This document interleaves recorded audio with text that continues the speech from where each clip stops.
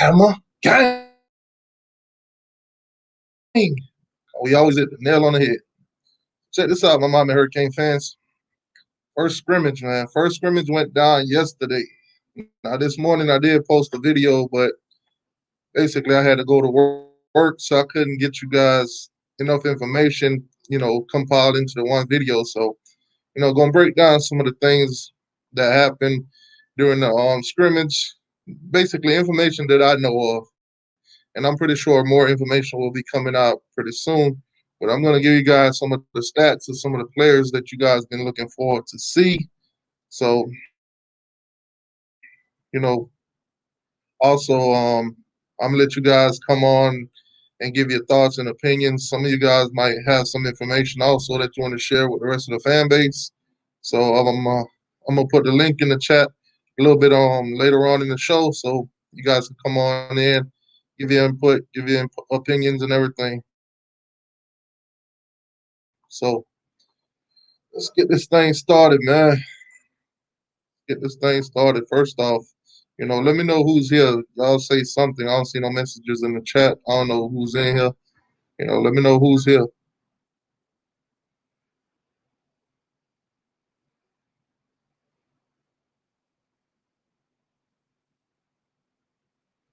Say it's a bad connection.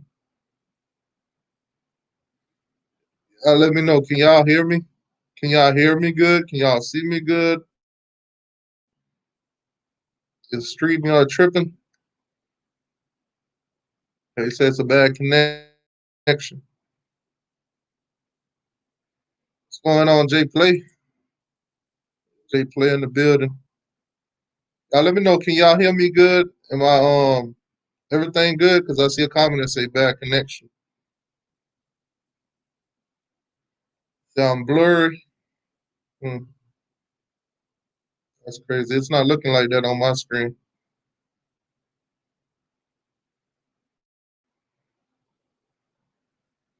But anyway, let's hop into it. Let me run through some of this information with y'all.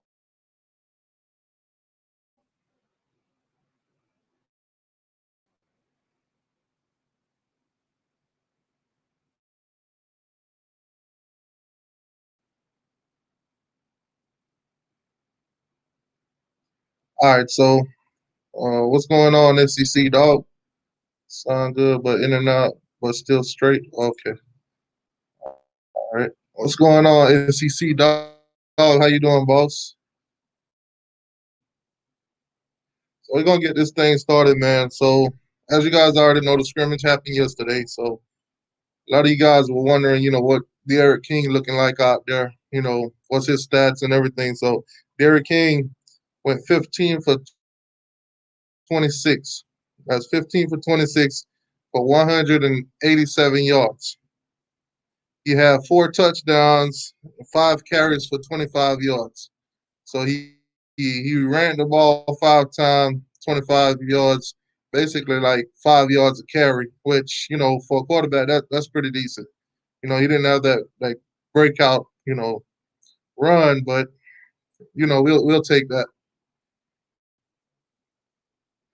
N'Kosi Perry, backed up King, had eight had 8 passes completed out of 13, for 140 yards and a touchdown. Now, wide receivers. By the way, all this information that I'm giving you guys came from Cole Perry. I must give credit where it's due. All the information that I'm giving you guys came from Cole Perry. Got to give credit. They say those freshman running backs look good. Yeah, they looked pretty good out there, man.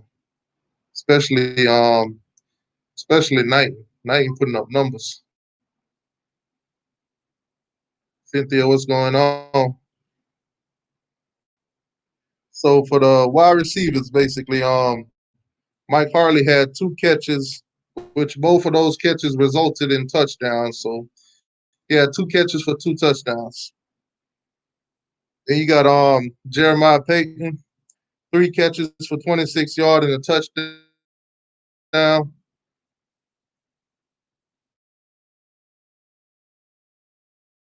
lot of you guys have him as your breakout player for the season and stuff. So he had a pretty good night. He had a pretty good day. That's 3 catches, 26 yard, 1 touchdown. Mark Pope had 3 catches. D. Wiggin had 1 catch for 41 yards. And Michael Redding Michael Redding had 3 catches for 41 yards. Now the running backs. How you doing? How you doing? Now the running backs, Jalen Knight, 10 carries, 126 yards and a touchdown. So he's putting up numbers. Those two, like you were saying, those two freshman running backs, they looking good, man. Don Chaney, 11 carries for 57 yards and a touchdown. So as you can see with this offense, it's putting up a lot of points. This offense is putting up a lot of points. Like I said, more information is coming out. What's going on them? What's going on them? Kane Harris, how you doing, boss? Like I said, man, more information is coming out. I'll probably do a video wrapping it all up. Probably put that out tomorrow. But I just want to get some of these stats out to you guys because the video I did earlier didn't really do it no justice. I just basically gave you all a small portion. Now, the tight ends, Will Mallory, 4 catches for 71 yards and a touchdown. Like I said, this offense is putting up numbers. I've been calling touchdowns since I've been doing the. Did you see the highlights? Yeah, I've seen the highlights. It's on inside the U, which I'm gonna pull that. I'm gonna pull that highlight up pretty soon. I just want to run through the numbers, but the highlight doesn't really do it no justice because it's so compiled into a small video. But I'm gonna run that. I'm gonna run the highlights too for anybody that hasn't seen it yet. I'm gonna run the highlight. So yeah, Will Mallory, 4 catches, 71 yards and a touchdown. Now they didn't give us the stats yet for Bourbon George, but Bourbon Jordan did play. So hopefully when all the stats come out, like I said, I'll do a full video tomorrow where I'll do all the editing and put some digital stuff in there. But yeah, they had Dominic, the other tight end. He had 2 catches for 41 yards. So a lot of the guys were getting touches in this game. A lot of the guys was playing.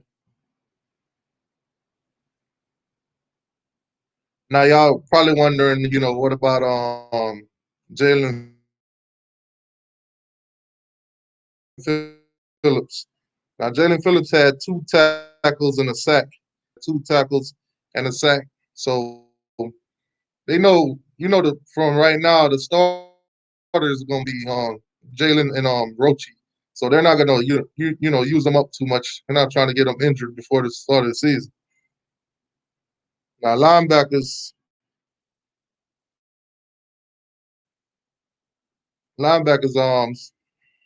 Willem.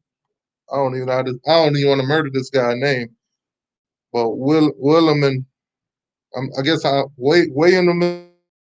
I guess I'm saying it right. I'm not quite sure, but Sneed is his last name. He had 5 tackles.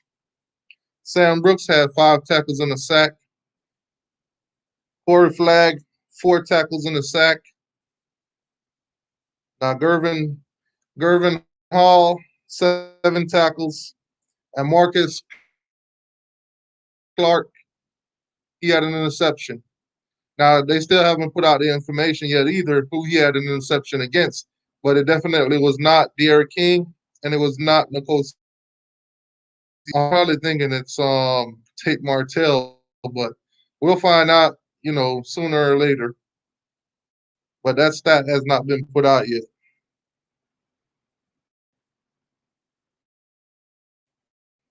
And basically the kicker from FIU, Jose made a 49-yard field goal.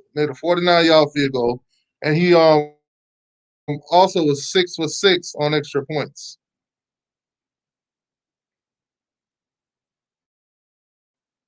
They say something about a stimulus check. Say Federal Reserve Banks, hopefully soon stimulus checks. Yeah, hope so. So we all could use the money. Yeah, but those are pretty much the stats that was given out so far.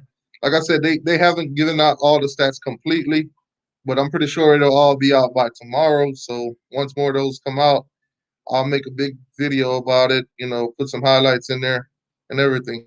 Now, inside the U, inside the U did put out a highlight video, but it's like it's so compiled. But we're gonna check it out anyway.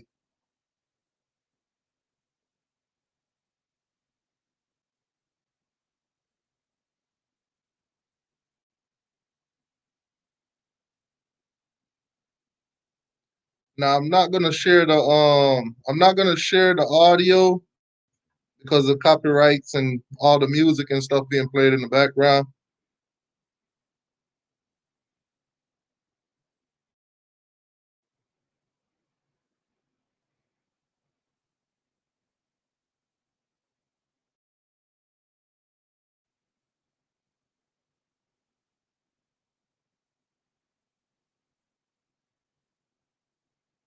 You know what? I'll take the hit.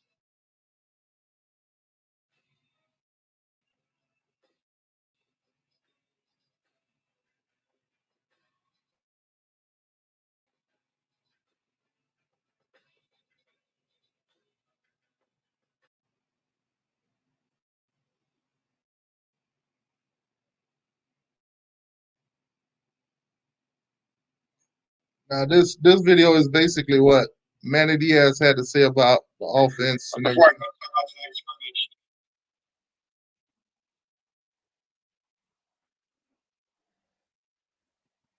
R.I.P. to Arbor.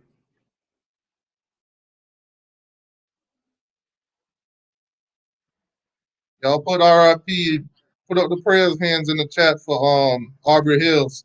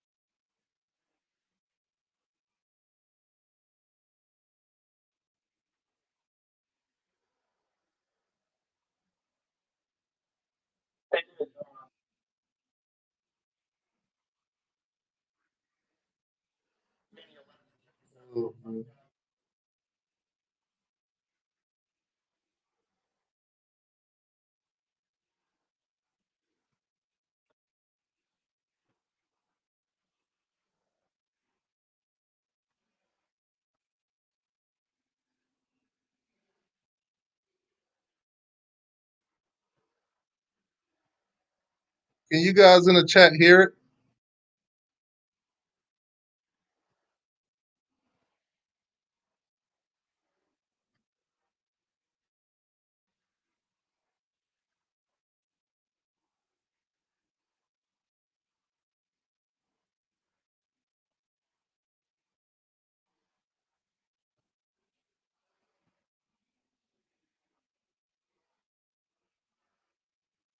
Nobody can hear it. Hold on.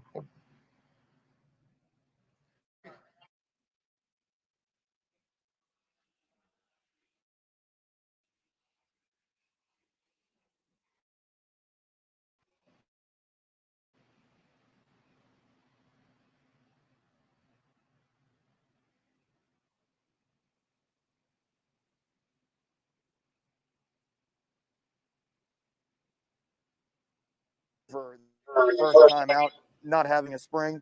I was very Let me impressed. know if you guys can hear it in the chat. Yeah, actually, I first have to point out Bradley Jennings and Wayman Steed both coming off injury, so I thought both a lot of good things happened.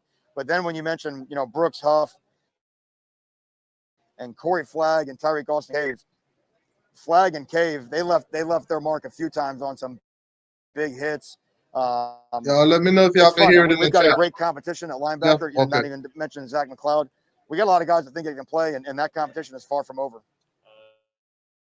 Jalen Phillips and Chance Williams were on the backfield. Jalen Phillips, Yeah, we probably played him, maybe a little bit over a quarter. I mean, he's relentless off the edge. Yeah, like I said, didn't For me, play standing too by the long. offense and just They ain't watching trying to him get and a how quick he move. Again, you like to see guys who've had a great week of practice come out on scrimmage day and put it together, and Jalen did. And then you mentioned Cam Williams really took advantage of his time tonight. I thought was very impressive. Chance Williams did some good things on defense. That idea of getting guys off the edge, creating havoc, is a big part of our defense, and they really did stepped up and played their part. We'll be back on the field Tuesday at Green Tree. What are you looking after this scrimmage going forward? Yeah, well, tomorrow we'll watch they the will be film. back What I did tell them, on Green Tree for with practice ACC Tuesday officials here for the tomorrow. first time, we've had them in training camp. I mentioned our pre-snap penalties were minimal, excellent. Or during the play penalties were almost non-existent. Holdings, PIs, things like that. We did have some selfishness after the play. There were 2 or 3 occasions where one that gave the offense a first down when the defense was on the field. So those have to be dealt with harshly because that's when someone puts their emotions in front of the team. But again, overall, I thought with the penalties, I thought we did a good job, but we'll have to make some certain corrections on the times that we didn't.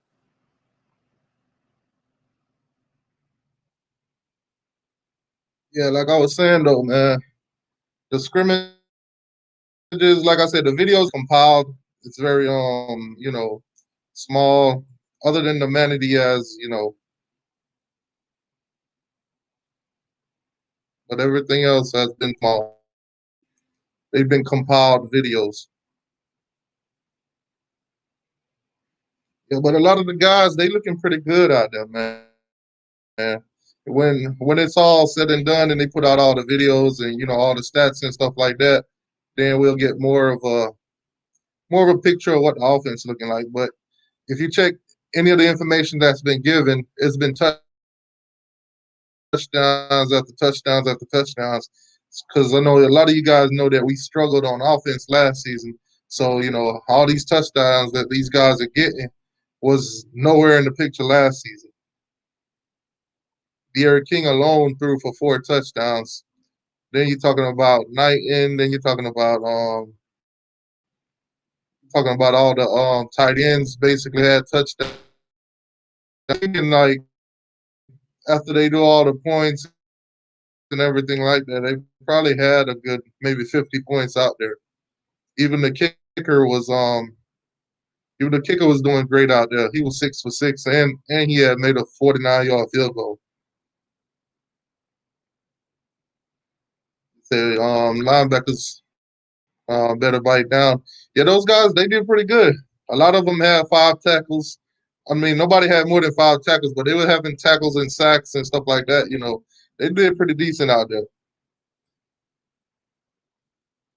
Anyways, guys, pretty much from all that, that's all that's being recapped. Like I said, we don't have the information on like Vervin Jordan, Tate Martell, and a couple more of the guys as of yet.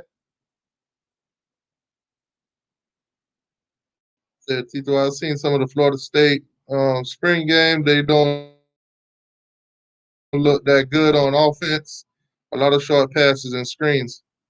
Yeah. Yeah, I haven't really checked out any of those Florida State videos yet. I've been seeing them popping up, but I haven't checked them out yet.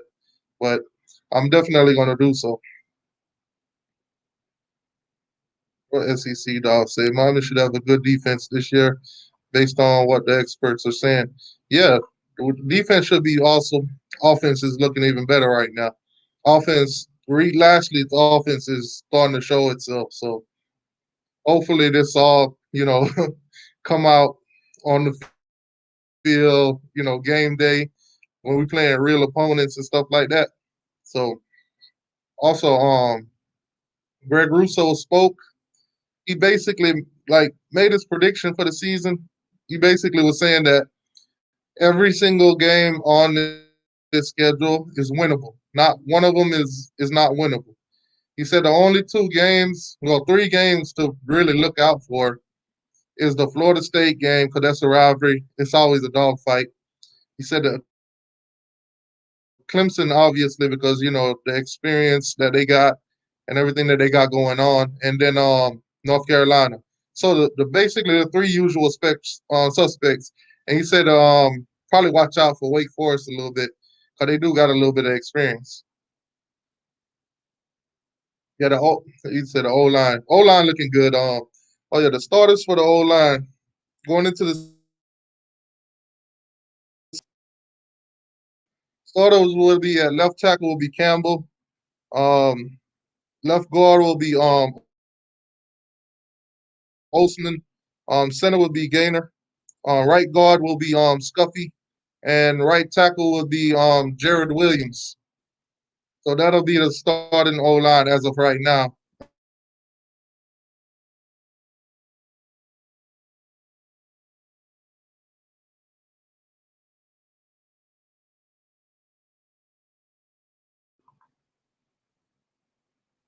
My screen just went black for a second.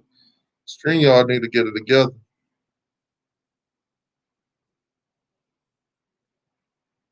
Let me say, hasn't it been since it's been it's been longer. It's been almost longer than that. It's been almost 3 going on 4 years since Florida State beat us. Anyways, I don't know if any of you guys checked out any of the stuff that's going on with the scrimmage or anything like that, or in sports in general. So once since we already gone over all of the scrimmage and stuff, we'll run some of the stuff going on in the headlines with you guys before I probably hop off here.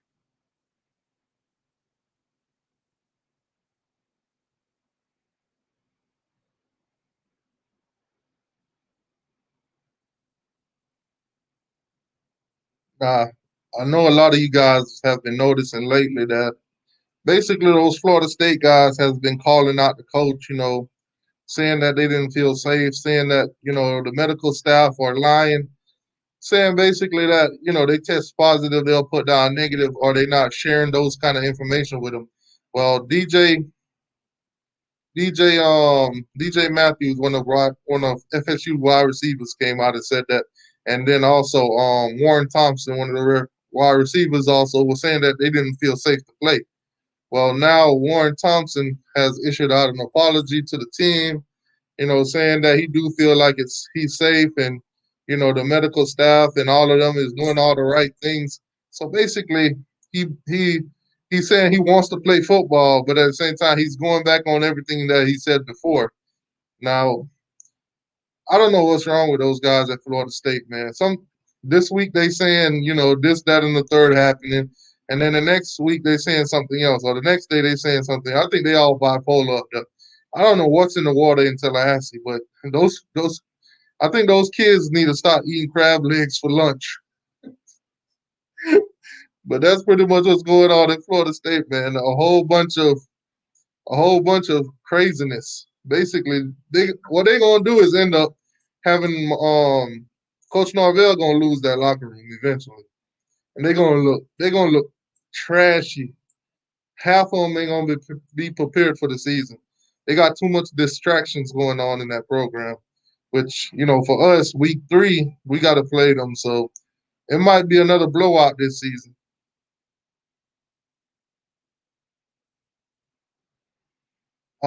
Basically, LSU, senior cornerback for the LSU Tigers, um, Kerry Kerry Vincent Jr. opts out of playing, so he will not be playing this season. That's a loss for LSU.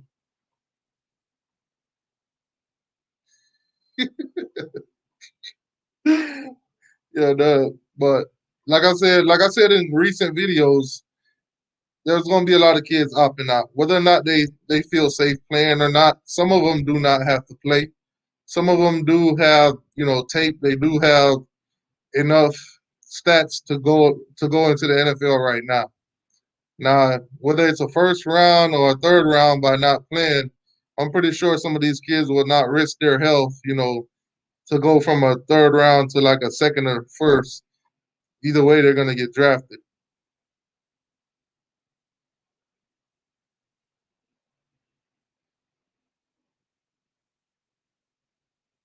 Now, for all of you basketball fans, the NBA playoffs they do start tonight. Now, I'm a Laker fan, so my Lakers will be playing the Portland Trailblazers tonight. So I don't know if any of you guys keeping up with basketball at all, but the whole playoff thing starts tonight. Lakers at Portland versus Lakers. Ain't really no home field advantage. Ain't none of that. So, you know, basically it's just best of seven.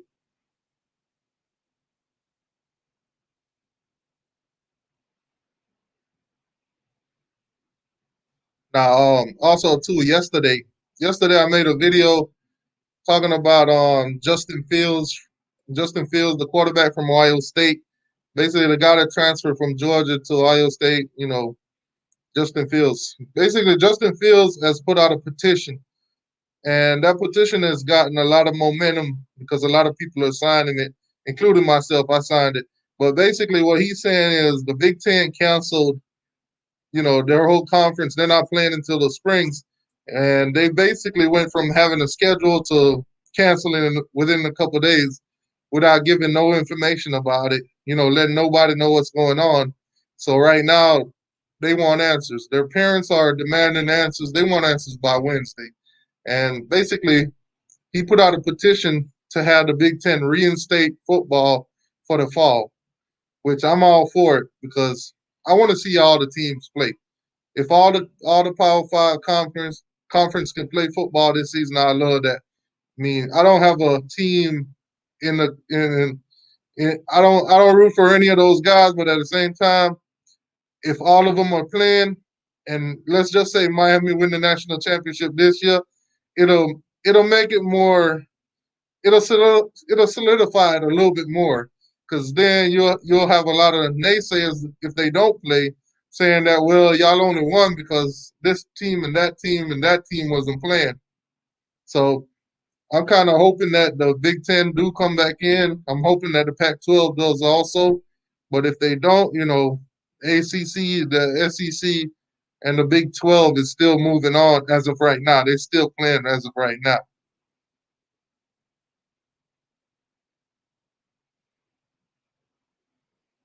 Say T2R, the family up here in Georgia need a Hammer Game T-shirt.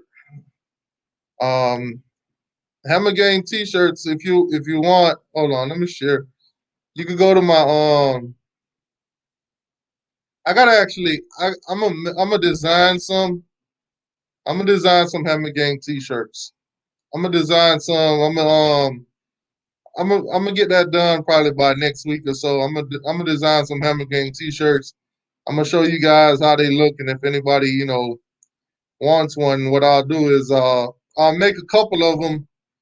I'll give away a few of them, and then I'll put the rest for sale or whatever.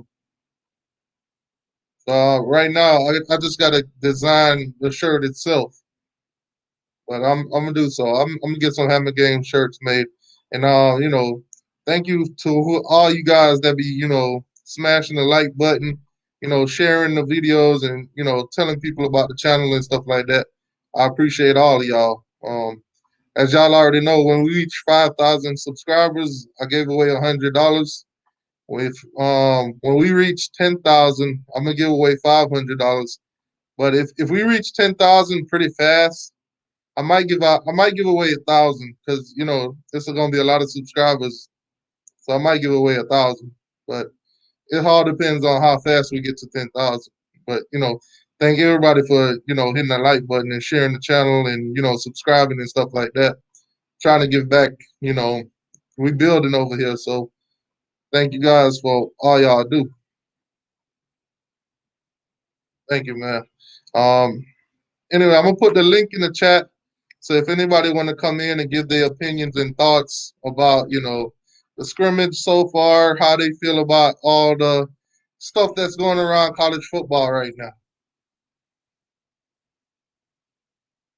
or if you got any information that you don't think anybody has touched on yet, or anything like that, y'all come on in and let us know.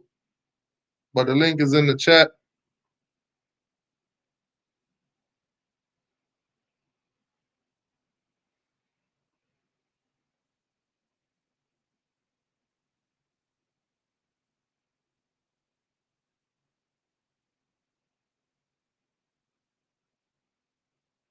Yeah, man. The link is in the chat for anybody that want to come in, give their opinion, thoughts, you know, any information on what's going on in college football in general.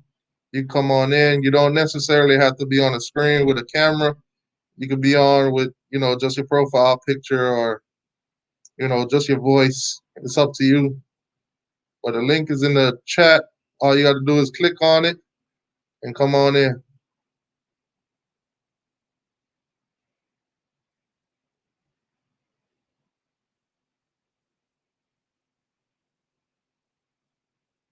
Man, how y'all feeling about those two running backs though? Don Chaney and Jalen Knight.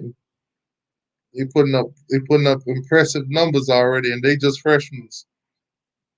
I heard Cam Harris did pretty good, but he had a lot of stuff on his mind. That with Avery dying at such an early age too, man. He was only 48 when he died. So, and that was Cam Harris's coach. So for him, it's tough. What's going on, Kingwood Locks?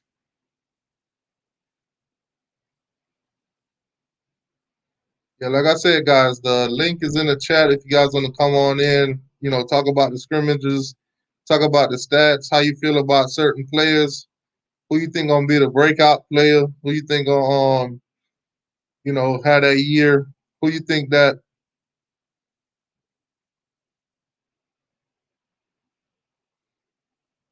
yeah, man. Like I said, who you think gonna be, the player to watch out for. How y'all feeling about Reed Lashley's offense?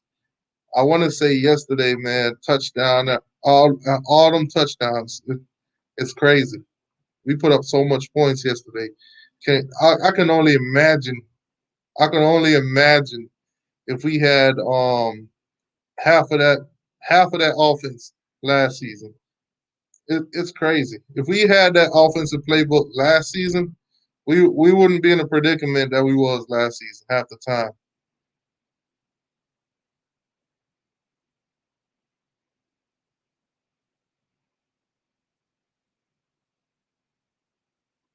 Mr. Jacks, get out of here, bro. We looking pretty good. Clemson should be worried.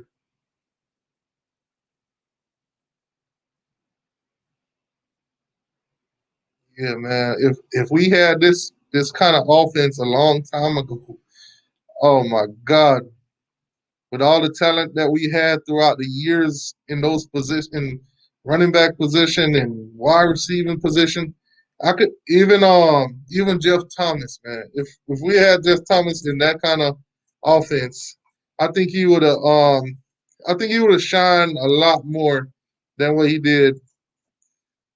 A lot of those players, oh my God. I can only imagine right now.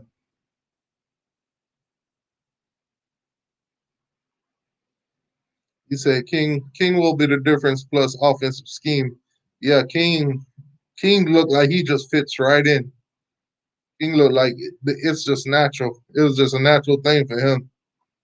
That offense, obviously, he's been running it for a while, so you know that's one of the reasons why Reed Lashley wanted him so bad, because he playing that scheme.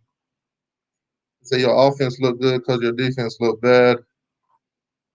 He say your offense look good because your defense look bad. At this point, your D should look better. When it's opposite, it doesn't look good for you. Look, our offense look great because we got dogs on offense, just like defense. Now, on the offense and the defense that need to be worked on. So that'll all be taken care of. Yo, So what's going on, boss? yo, it was good, man. How you doing? How you feeling about that scrimmage, man? It was very exciting. It was very exciting, you know. Um, I expected that. I I expected that. Um, I mean, yeah, like I can't say anything less, you know. How you feel about it? I'm loving it, man. I'm loving every bit of it. I'm waiting for more footage to come out though, because like I said, the videos that they've shown so far has been small and compiled. I'm waiting Yeah, to see the whole entire thing, because eventually they'll put it out. Right now, they're not gonna do so. yeah. Um, it was just, I mean, it was surprising to see how who was it? I seen Tate Martell on the highlight. I actually think Tate Martell was at quarterback when he gave Xavier the I think the wide receiver motion. I think it was a handoff. The wide receiver Yeah. sweep. Now, one of the freshman cornerbacks did have an interception. Now, from what I'm hearing, it was not Deriq King that threw it, and it was not Perry. So what I'm thinking, it was Tate Martell, because I don't think Tyler Van Dyke. Tyler Van Dyke got some play time, but he looked sluggish.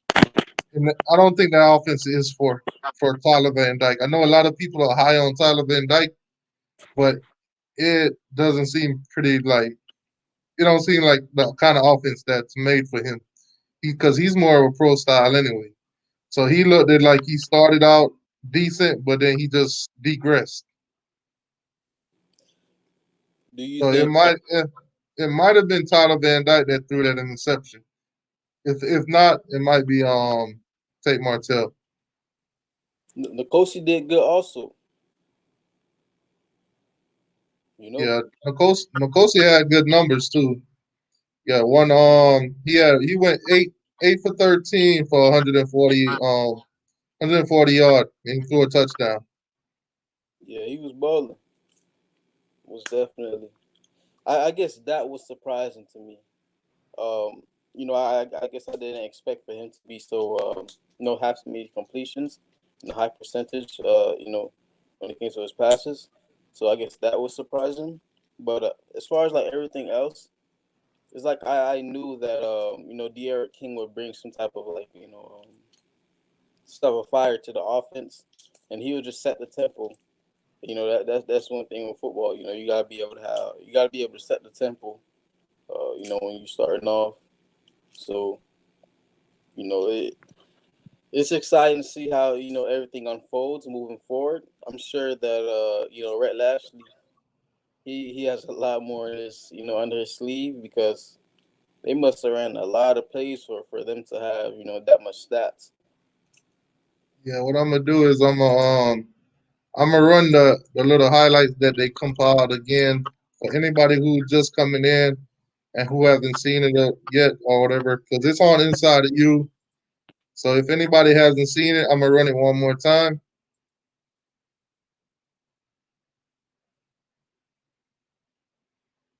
Basically, this was a compiled video.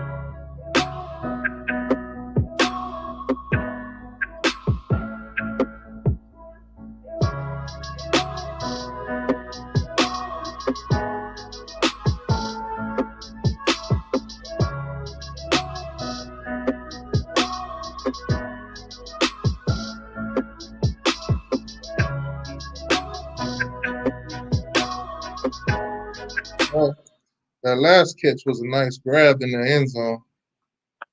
Yeah. But like I said, that video don't do it no justice because it's so much editing done to that video, and it's moving so fast that you can't really break down anything. Yeah, definitely. But I hope it was a thing in which the first team offense went against the first team defense. Um, seeing Sam Brooks, so close to deflecting that pass against Will Mallory, it's like you wouldn't expect perfection from. I mean, he's like a second year player, but you wouldn't expect him to be all over that. So I mean, I felt like that was a good feeling. That was it was good to see. Um, it was a lot. It was a lot to take away from the that video. I mean, even I'm gonna run back the Manny Diaz interview afterwards for anybody who just came in and haven't seen it. I'm gonna run that one back too. Also, they was like, they didn't really have anything to say about the linemen, and that's a good thing. That's a real good thing. You The know, O line, I've been trying to tell people, man, it's a lot of improvement in that O line. I'm glad to not. I'm glad to not see Zion in the O line in the first team O line though.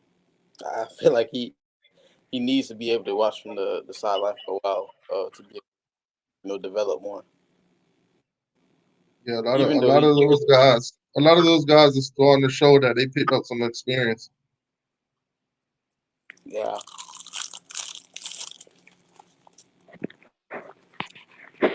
Um,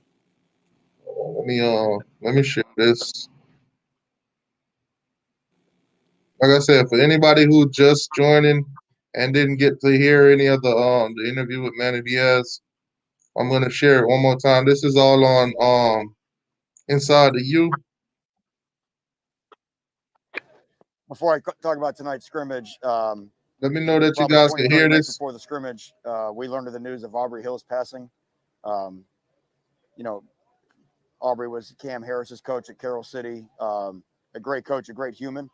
That was very difficult news and a very difficult year. That was another very difficult bit of news to hear. And it was tough on Cam Harris. Cam was very emotional and still decided he wanted to play in the scrimmage. But first and foremost, our thoughts are with Aubrey's family, the entire Carroll City community.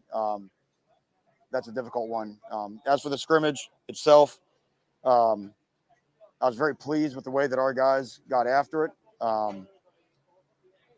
The tempo of the offense was telling. We were able to run a lot of plays, got a lot of action, and I thought it was highly competitive. I thought both sides made a lot of things happen.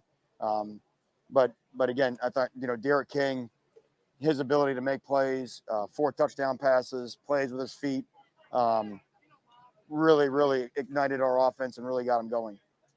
The young running backs also had a good night. Can you talk a little bit about that? They did. They both had a great camp, so it just made sense that they'd have a great night tonight. Cheney 11 for 57 touchdown, Knighton 10 for 126 and a touchdown. Both guys explosive runs. Cheney good hard runs on some short yardage stuff, and both of them had the ability when they got out in the open field to make things happen. They both had a touchdown. So again, they both had a great camp. It was great to see them get out here. Their first couple carries a little bit of okay, but once they got comfortable, you could really see their explosion. How do you think the offense reacted overall to the faster tempo? Well, what I was pleased with was the operation for a first time out of the scrimmage. Your pre-snap penalties, guys lining up the wrong way, just not knowing what to do. I thought we were outstanding in that. I thought Coach Lashley and the staff did a great job of getting his guys prepared. I'm sure they'll watch the film and realize it can be so much better. But again, just in terms of functioning in a scrimmage setting for the first time out, not having a spring, I was very impressed. The young linebackers also seem to play really well. Can you talk a little bit about that? Yeah, actually, I first have to point out Bradley Jennings and Wayman Steed, both coming off injury, so I thought both made a lot of good things happen. But then when you mention, Brooks Huff and Corey Flagg and Tyreek Austin Cave, Flagg and Cave, they left their mark a few times on some big hits. It's fun. We've got a great competition at linebacker. Not even mention Zach McLeod. We got a lot of guys that think they can play, and that competition is far from over. Jalen Phillips, and we probably played him for, maybe a little bit over a quarter. I mean, he's relentless off the edge, and just for me standing behind the offense and just watching him and how quick he can move. Again, you like to see guys who've had a great week of practice come out on scrimmage day and put it together, and Jalen did. And then you mentioned Cam Williams really took advantage of his time tonight. I thought was very impressive. Chance Williams did some good things on defense. He had 5 tackles and 2 sacks in his first ever college scrimmage. So again, just that idea of getting guys off the edge, creating havoc, is a big part of our defense, and they really stepped up and played their part. We'll be back on the field Tuesday at Green Tree. What are you looking after this scrimmage going forward? Yeah, well, tomorrow we'll watch the film. What I did tell them, with ACC officials here for the first time, we've had them in training camp. I mentioned our pre-snap penalties were minimal, excellent. Or during the play penalties were almost non-existent. Holdings, PIs, things like that. We did have some selfishness after the play. There were 2 or 3 occasions where one that gave the offense a first down when the defense was on the field. So those have to be dealt with harshly, because that's when someone puts their emotions in front of the team. But again, overall, I thought with the penalties, I thought we did a good job, but we'll have to make some certain corrections on the times that we didn't. All right. Well, like I said, those are from Inside the U. So if anybody want to, check them out or anything like that, you go over to Inside the U. They do got compilements, little small videos of basically like the scrimmages and practices and stuff like that. Nothing too major to break down, because they compile the videos into like a 1-minute thing. So you're not gonna get much from it, but it's just something for a visual. How you feeling about how Manny feeling about offense? I think he was holding back. He I was. think, yeah, I thought that too. I know he seemed like he hyped, but he don't want to get too hyped too early. He's like, Manny, like, you know what? I might drink this Kool-Aid too early, man. Yeah, he ain't trying to jinx it like last. Well, he wasn't even excited last year. He was hot. You could tell he was upset, but he just don't want to jinx it. He don't want to get too excited, nothing like that. I Right. I was like, God forbid there was any injuries. You feel me? Like it was very good to hear that there was no type of injuries or nothing like that. Because Right. around this time it's very it will be very bad timing. Yeah. Not only that too, like missing players, and that's what always happened to us most of the time in the beginning of seasons during these scrimmages and these spring games and stuff. We always tend to lose somebody that we definitely need down the line in the season. Manny Diaz, he said, deriq King, he was just passing the ball. He didn't even get to run. Even when he was about to get sacked, they were playing like 2-hand touch. They were just 2-hand touching the quarterbacks, but they couldn't even get near deriq King to catch him. So that was very good to hear. Yeah, I know he'd be rolling with his feet.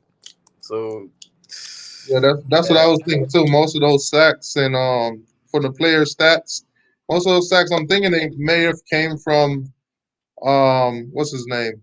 Tyler Van Dyke, or maybe even Tate Martell.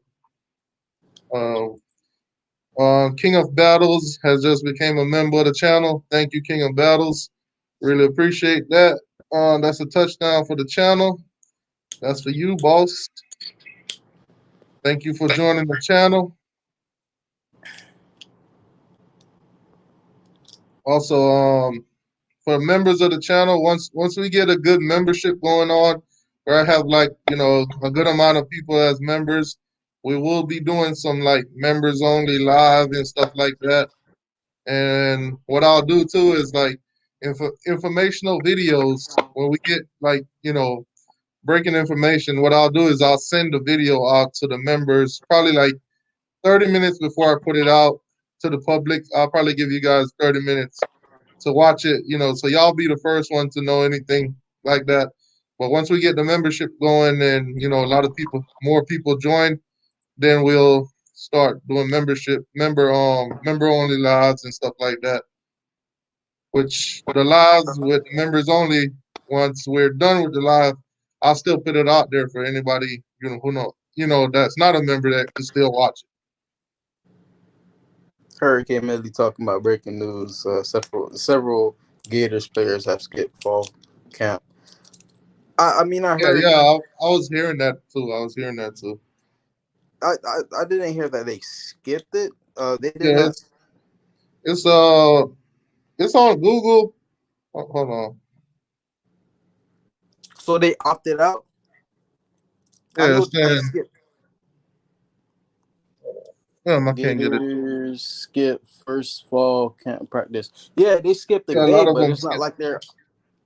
It's not like they're opting out. Yeah, King of Battles. With the membership, you also get some special emojis, man. Y'all could take advantage of those emojis. You post them in the chat and stuff. You want to know what's funny? Well, not funny, but what's crazy is over in Florida State they had their first scrimmage, and what's his name, Coach Marvell, he was like, oh, I want some intensity. I want some intensity. He had them boys hitting. The quarterback that they were highly excited about, Purdy, and man, what happened? I think he injured his collarbone. No, not his collarbone. Oh Wait, I wow. think he injured his collarbone and he's out for several weeks. They didn't say how much weeks exactly. So they lost the quarterback. That some of the fans, not everybody wanted, James Blackman to play. So some people they were on the Purdy train, and You know, you know I'm finna clown him. Ooh, yeah, you that's what I know. was saying. I'm waiting for that boy to hop on. He was talking about it. I think he was talking about him. The last time we was on, he was talking about him, and I was like, "Wow, that's crazy." They need to They keep. they high on Trevor Purdy. Yeah, I was like, "Oh, they need to keep Norvell forever." That's not even the only person they lost though. They lost their tight end. I believe he was the second string tight end. What his last name was. Wallace, last name Wallace, I believe, but he's out for the season. He actually tore his Achilles, so them boys looking thin. They have that first string tight end, and it's like a walk on, and the rest are like walk on. So them boys looking thin. Yeah, man, Blackman's already a twig. They gonna need as much help as they can get in that quarterback position. It's tough to hear that it's tough to hear that he got injured, because I don't wish no injury on nobody, you Yeah, know. But that's gonna be tough for Florida State. They're gonna have to just, I guess, work with Blackman. man, I did, Let I me did. read this real quick about the Florida Gators players real quick. All right. So they're saying multiple sources indicated to Sports Illustrated All Gators over the weekend that several Florida Gator players intended to hold out of at least the team first training practice today. Gators head coach Dan Mullen confirmed that multiple players did not show up to practice on Monday in a Zoom press conference. At least 4 players are confirmed to be holding out, according to sources. Wide receiver Can Kendaris Tony, Trevin Grims, Jacob Copeland, and defensive end Zachary Carter. We had a couple of guys not practice today, but we'll see how that goes moving forward with us. Yeah, so basically, yeah, a lot of players holding out, I guess. Maybe they just trying to skip the first practice to prove a point, but But I don't see. Grims, according to them, Grims put it out he put out a tweet saying just want answers. Yeah, So I'm yeah, not I'm not sure if like the Gators are withholding information from them or not telling them probably who maybe tested positive or something like that. Right. Redhead said, holding out in college. Wow. Yeah, man. So, check this out. This is I know it's probably hard to see, but the left tackle is number 74. It's I think Ray Williams. He's a senior, and he's getting manhandled. He got bodied by a oh my freshman. God. And they thought the video when they couldn't tackle was bad. Oh man. Listen, he got bodied by a freshman, and in the scrimmage, he also got bodied. That was the person that was on the highlight. So I did some more investigation. I'm like the type of Kane fan that'll go on Facebook and all the social media and talk shit to the other groups. Tallahassee. I do it sometimes. Yeah.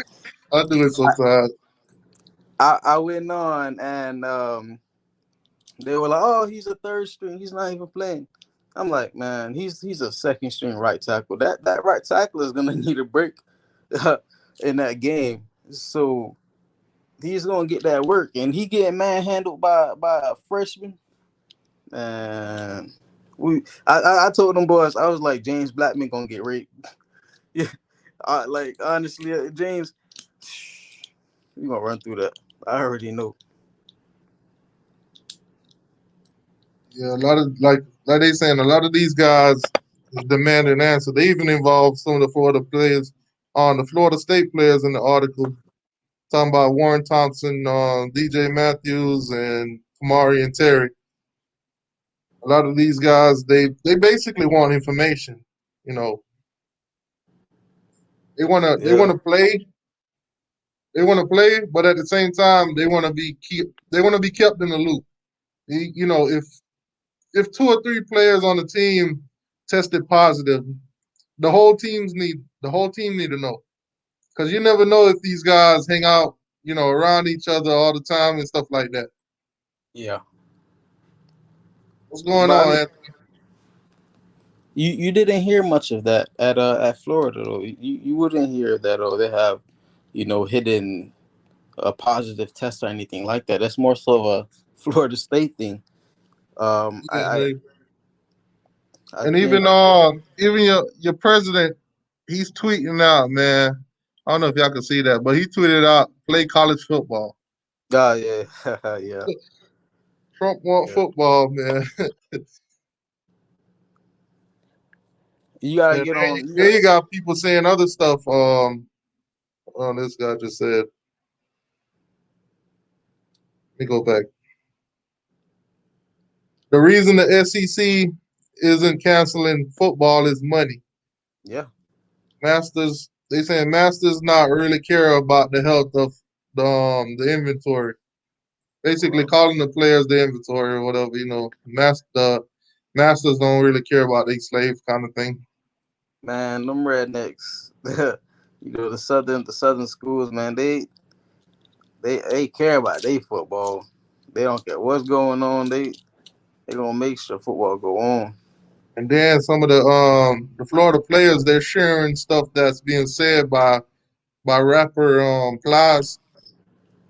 Um, Kobe Copeland shared a tweet by Plies, and what he said was, "Say it louder for the ones in the back." But Plies tweeted out saying, "Some of these big time college coaches ran from the cameras and Yep, was silent during the Black Lives Matter yep, movement, but the front and center now about playing college football."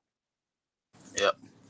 And the thing is about that, James Williams actually noticed that too. Hey man, Ty, you gotta get on Twitter, bro, so I could like send you all of this stuff. I'll be keeping a lot of stuff, but James Blackman actually seen it, and not James Blackman, James Williams, the commit, he's seen it, and he was like, "Oh, I got faith in Manny."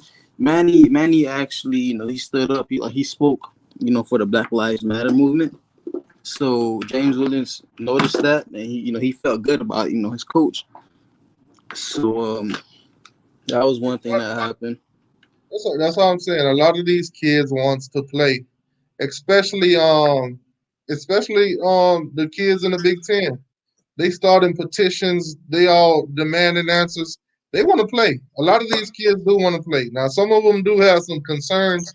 Like, I mean, as a normal person, you would have these concerns too. Hey, let me know what's going on. Keep me in the loop. Do not have me out here, hanging out with players that are tested positive and stuff like that without me knowing.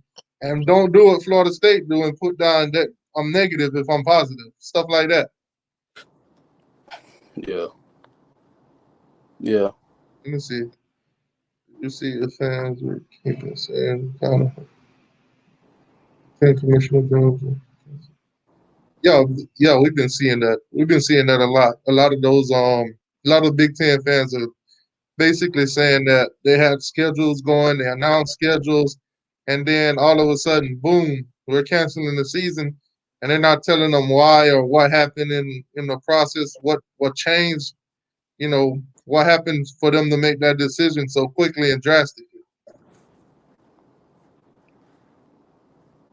Um, love my Canes, but I don't see how. And if FSU fan can talk trash, we both spit aside in the dumpster last year. Yep. Florida State fans, I don't know. What I see with a lot of Florida State fans, they love the changes that they made. They think their team is going to be great this season. But when we feel the same way, they think, oh, we delusional or something. Oh, we can't feel that way about our team, but they can feel that way about theirs. Yeah. Florida State, Florida State is on some other stuff, man. They I ain't mean, doing as no. you, as you can see during this whole process, they've been the ones being the front center of the media for all the wrong reasons. First, they coach turned into a liar. Now the players, now the players turning the whole medical staff into a liar. It's Florida State making the ACC look bad right now. They're making it look real bad. I mean, I was like, when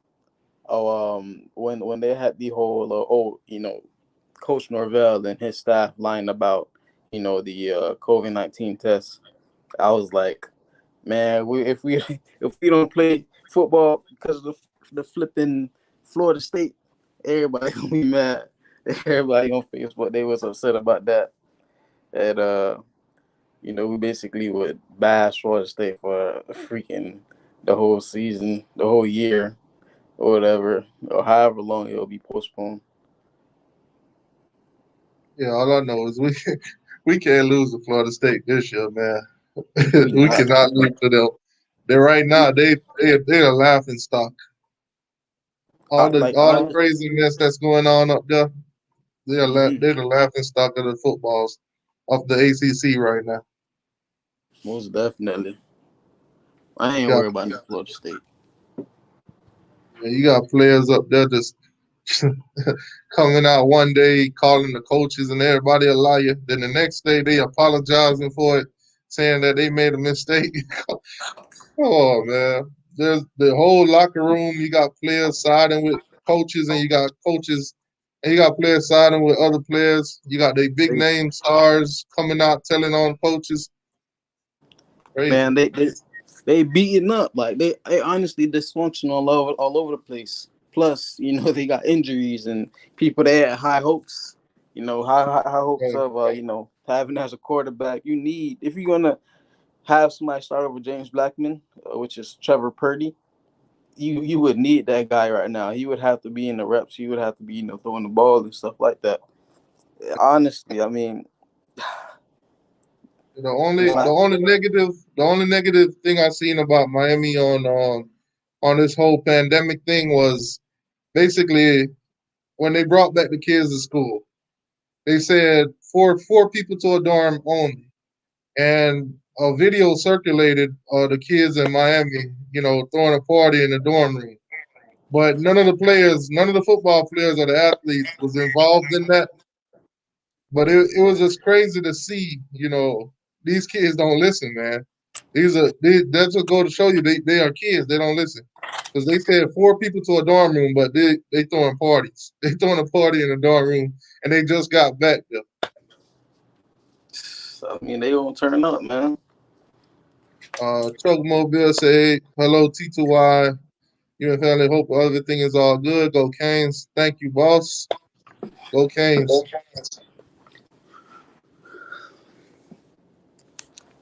Yeah.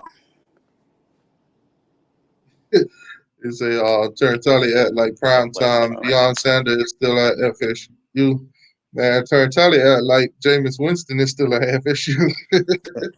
Terratulli be doing the most yelling. He got to be in the fan base, in the stands. I've been making some stuff for him too since he been doing, but I can't do it. I'm not gonna do it the way he did it because that's his style. But I have been making some stuff for him. I'm gonna put him up pretty soon. Man, you don't even got to do it, bro. You know I'm good on that. I'm gonna do some on him though. I've been making a little bit of stuff. Listen, man, that boy. I've been making a little bit of stuff, man, because he been talking too much. Check this out. I made this. Had to change my answering machine. That boy singing Neo. Can't come to the fall. And I know it makes no sense for you to walk out the door. But it's the only way I got this one too. I made this one too. I was like, what do you mean Willie took all the money? That's true. I'm gonna put all of them. I'm gonna put all of them up on the StreamYard. So when he come on Friday, I'm gonna post some on. But you know, I ain't gonna make him like he make him because he be going a little too far sometimes. Yeah, I mean, he be like, oh, crack addict and stuff like that. And he be calling me a damn crack addict. I be like, man, what? But man, you don't even. I can send you all of these, man. Listen, I be ripping. I rip Florida State. I call them shit nose on. I even made that one too. This one say, that's Norville and his daughter, and she ain't smiling or nothing. This is like, Dad think I should be happy in this dumpster juice. I made a couple of them, but I was like, nah, I ain't gonna do too much. Man, I be ripping them boys. Like that one. That's Norville with the braids. He's like, when I grow up, I'm gonna coach women's football. You crazy. Now I got him coaching women's football. Yeah, but that's pretty much it for them. I ain't gonna make too many more. Like I said, I still got like 2 more, like a couple more that I've been seeing around. Like those. Man, listen, man, I can get you right, man. That's if you want them edits, man, I can send them to you, and then you can just fire that boy up because I'm good for it. Liar boy, check that out. Yeah. Oh, we got a Fresh. Ain't you a Gator fan?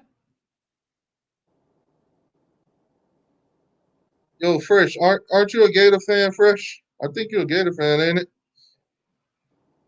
He said Norville trying to be like Manny Diaz. Yeah, he ain't got half the he got half the style that Manny got, man. Manny got that swag. Manny got that swag, man. Manny can talk himself out of anything. Manny remind me of Obama when he used to be on that podium talking. Manny is he got a lisp. He has a lisp, but yeah, man, he cool. Like he's real cool with the players, and you feel me? Like you could just rub off that. Yeah. He, with Manny Diaz, you could tell he real. You feel me? And he from down south, so that Cuban blood. You feel me? He just real. He said, "Do they update? We'll find out right now."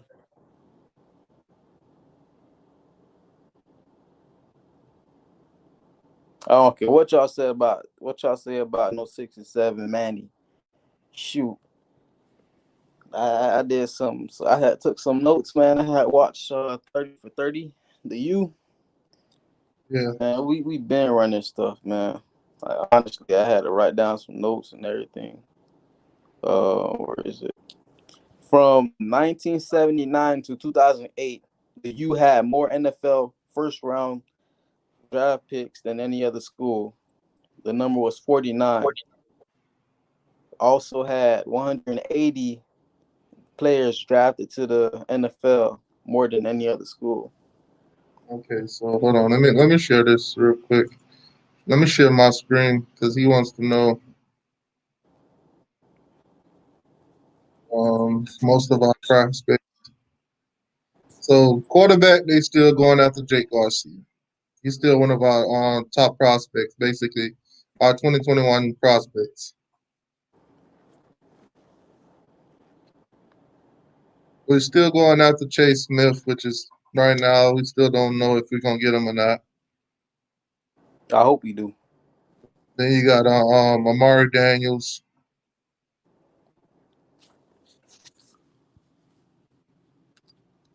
Then Mason Smith. He's a reach. There's another quarterback from Texas, Jalen. That's the one Yeah. we're trying to flip from Texas. Yep. Then you got a couple players here and there. Tariq Sapp, everybody knows he's a Georgia guy right now. Well, Florida guy right now. Then you got Marcus Tate. He's a O line going to Clemson, trying to flip him from there. Other than that, cornerback. We're going after how you say his name, Markevius Brown. We gave him an offer. I think he's close to. I think he'll come. We got any more quarterbacks on this list?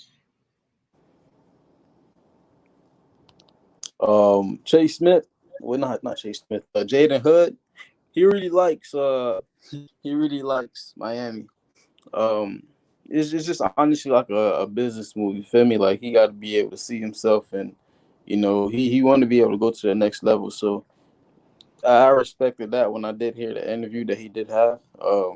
He just want to be able to go to the best place, and do what's best for him. So I All right, respected that.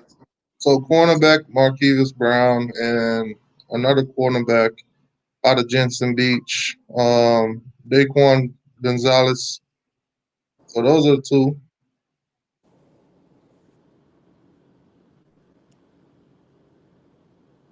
Slim Shady Kane said, "Oh, the three wide receivers in the DN is expected to opt out."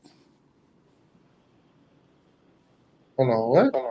Breaking news: 3 starting wide receivers are start for the Gators. Oh, okay, for the Gators. Thank God. Oh yeah, not when, for when you us. said that, I didn't see the comment yet. So thank you, Slim Shady, for the $5 donation. That's a touchdown for the channel. Thank you, sir. That's a touchdown for you.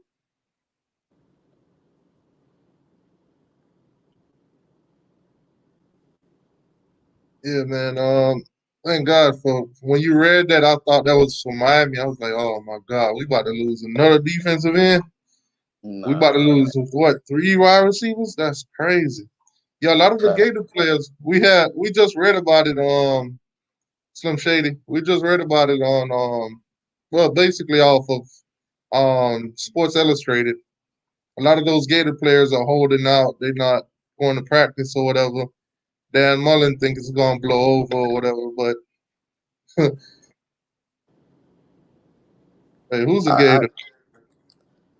I think that Kadarius Tooney and Trevin Grimes and those guys they have enough film, yeah, but I don't think they have enough film so that in which they all can opt out. Um, I don't know if it's opting out to go elsewhere or neither one of us know, but I honestly I don't see them opting out, and not playing. Yeah, Canes Canes forever said, I think they're bluffing. They want more. They want attention. That's what they do. I Yeah, I feel guarantee like you, a couple of days from now, all of those guys gonna be making their apologies. They're gonna be like, "We want to play. We want to stick together with our team. Everything is all good." That's the same thing that's been going on at Florida State. That's the same thing happening in Florida now. Hopefully, that bad water that they drink and stay away from Miami, man. this definitely gonna stay away from Miami. We looking at them from down south like y'all crazy because I feel like it honestly kind of moves the recruits the wrong way or make them feel some type of way.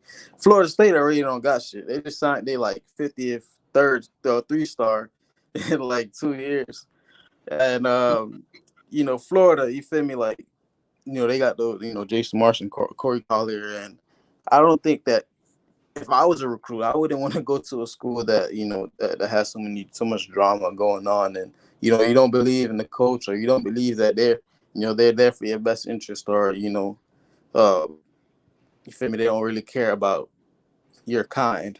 You feel me? So yeah, I feel like it just makes us look good because we Like cool down Cave here. Ever said, Cave Ever said, we got the best doctors. Don't forget we're talking about having fans and all. I'm not sure about the fans part. I mean, in general, but if they do have fans, it'll probably be limited to none. Because if you look at all the other sports like baseball, basketball, and all those other sports that are being played, even hockey, nobody is allowed in the stands. They got cardboard. They got cardboard cutouts. They got when they make the videos and stuff, they digitally put people in the stands and stuff like that. So I doubt that college football will have fans. I doubt this season. I doubt in the beginning I was optimistic about them letting fans in, but at this moment I'm doubting it a lot. But if they could play and it be televised, I'll take that over nothing. I heard that we were going to be allowed to have like 15,000 people or whatever. I I don't. I mean, it don't matter if we do have them in. Do have fans in the stands or not. As long as they're able to play, that'll be good. Yeah, I definitely love to see them play, even if there's no fans. I mean, I've been watching sports without fans, and it's been tough to watch, but I'll take it. I'll take it. Yeah. It's been tough to watch. Watching the UFC fights and stuff like that. It's been kind of hard to hard to pay Huh. attention. Um. They don't believe everything you read. Them boys ain't up and up. People just stirring up things. I mean, that's nobody really stirring up nothing. They the ones that putting that Miss, information out. they miss practice. You feel me? They miss training camp. How they look? Yeah, they the ones that's skipping out on training and stuff like that. So nobody's making them skip camp and all the other good stuff. That's them. So nobody ain't hyping it up. Mug City Kane say Markevius Brown 24 Pahokee High School. Oh, that's what's up, man. A lot of people don't know I went to Glade Central, which Glade Central and Pahokee are bitter rivals. The Muck Bowl every single year is one of the biggest games out there. So Belgrade and Pahokee play each other every year. People who don't know Belgrade is, you know, it's in the center of Florida, right underneath Lake Okeechobee. Pahokee is like 9 miles away, so it's a bitter rivalry. Oh, you from around that area? Yeah, a lot like the Muck. That's what they call it, the Muck. But Yeah. like players that went to Miami that a lot of people don't even know is from the Muck is Travis Benjamin, Damian Berry, Randy Phillips, Walford. There's a lot of players that came out of Belgrade and a lot of players that came out of Pahokee. and stuff like that. A lot of even Anquan Bolden is from Pahokee. You know, Fred Taylor is from Belgrade. Shoot, I mean, yeah, them boys, man. Them boys from Muck City, man. That Muck area, man, they chase bunnies and stuff, man. Them boys fast. They They athletic. do. Honestly, people from down south, you know, the state of Florida. I mean, not state of Florida, but like, you know, South Florida. Them boys good. You feel me? Like, them boys, they athletic, and that's where, you know, we gotta lock South Florida down. We gotta lock it from Tampa to Orlando, and if we get the best talent from, you know, these areas going down, you feel me? We straight. Yeah, you say my family is from Muck City. They're from the Muck. Yeah, man. One of my one of my best friends, his dad is Ricky Jackson. You know, a lot of y'all know Ricky Jackson. Well, basically, my two of my best friends, even one of my best friends that watched the channel, I think his name on here is Mac Jack. That's Ricky Jackson's son. Me and him hang out on a regular basis. But those guys from Belgrade, Ricky Jackson, what's it called, Anquan Bolden, and those guys from Pahokee, from Muck City. Yo, what's going on, boss? Got 863 Canes in the building. What up, boss? Yeah, man. But for those of y'all that joining us late, a little bit late, we I showed us a couple clips of the spring not spring the scrimmage. Showed the Manny Diaz interview afterwards, and we talked about the players' stats. You know who did what, basically. So I mean, if a lot of you guys haven't seen that, you might want to rewatch it if you know if you want or whatever. We need O line in the Midwest. They're strong. Yeah. Yeah, we need some of those. We need some of those guys that teams like Wisconsin be picking up. But Wisconsin We always got that old line that can block. They quarterback probably sit in the pocket for like a good 6 seconds.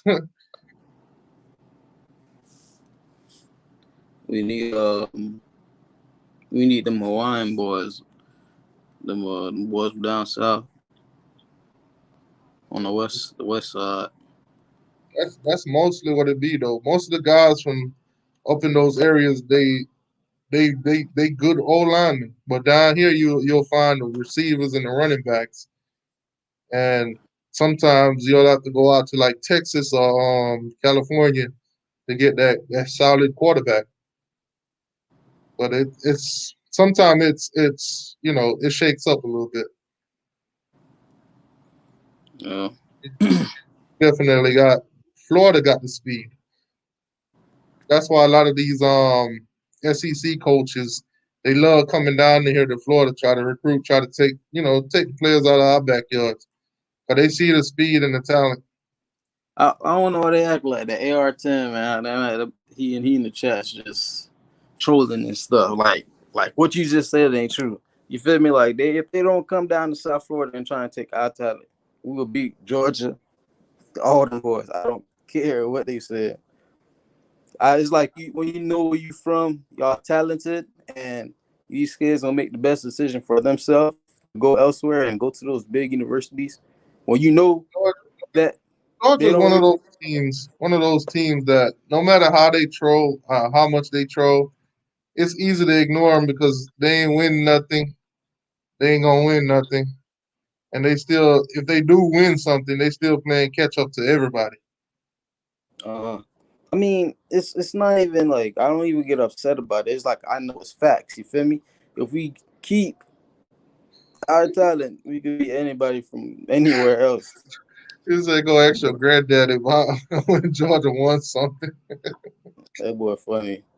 I mean, it's been 40 years. They know it by now. So we got another Georgia fan in here. We got some Florida Gators guys. What's going on, man?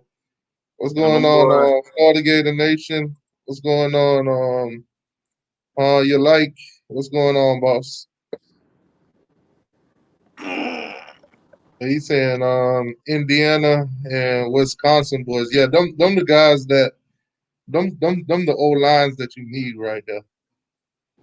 Them the guys that it's like their whole life they've been blocking something.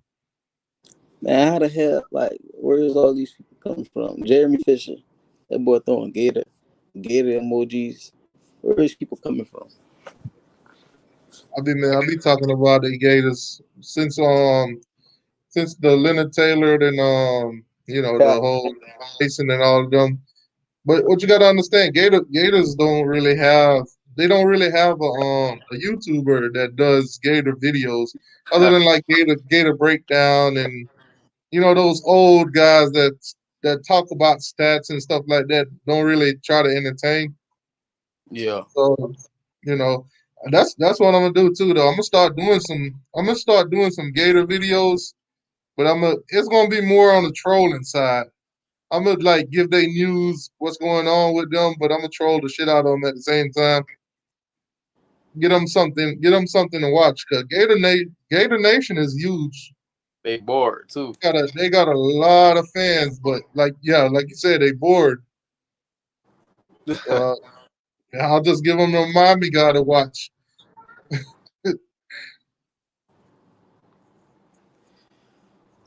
I'm good for it. Yeah, see, he said, "Yeah, you're right. I got to get entertained by somebody laugh out loud. Good content, though. Thank you, man.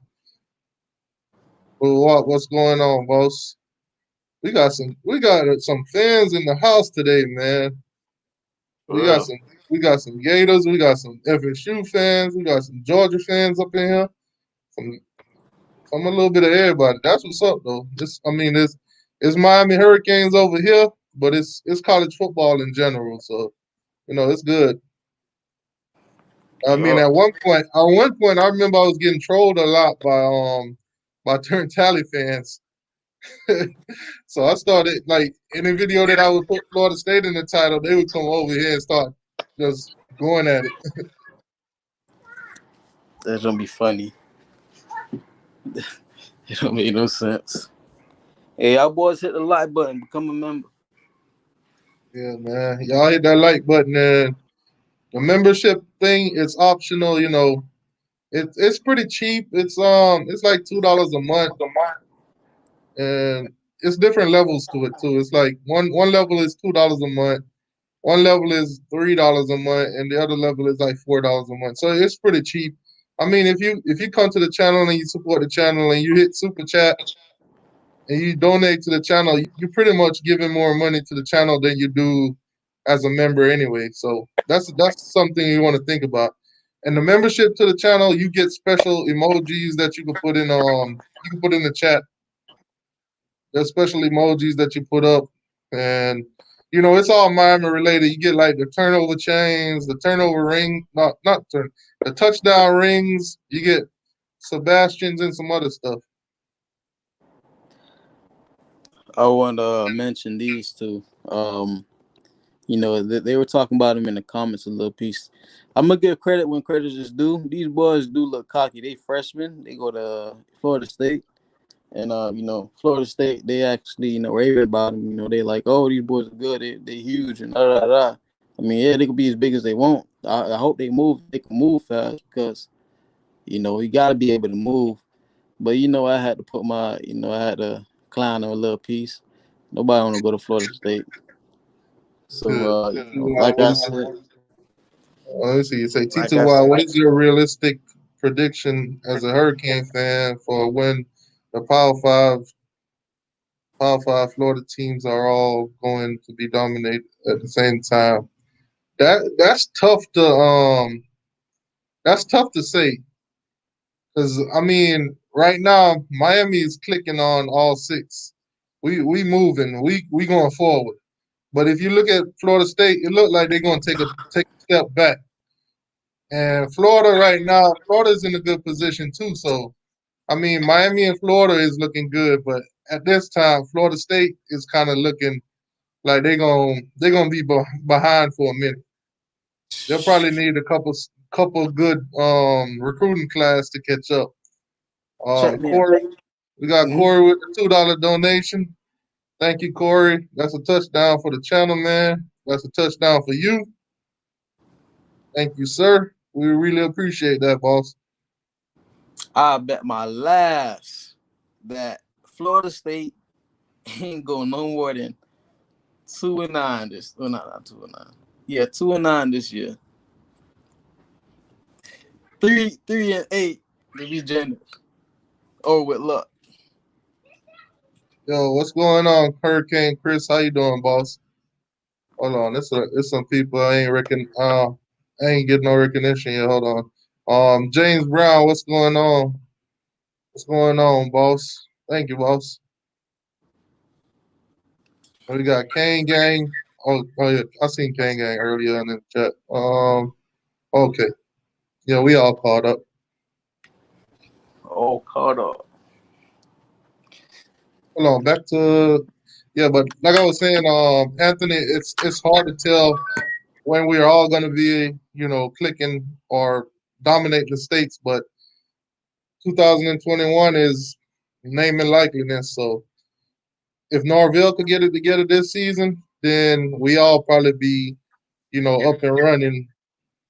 Probably 2022, 23-ish, maybe. How good did Norvell do at Memphis? I know he came from Memphis. I haven't really checked him out that much. I just know that I just heard that from Turn Tally that he did pretty good at Memphis, but I had never really checked him out. I've never really been interested because his recruiting kind of sucks. Exactly.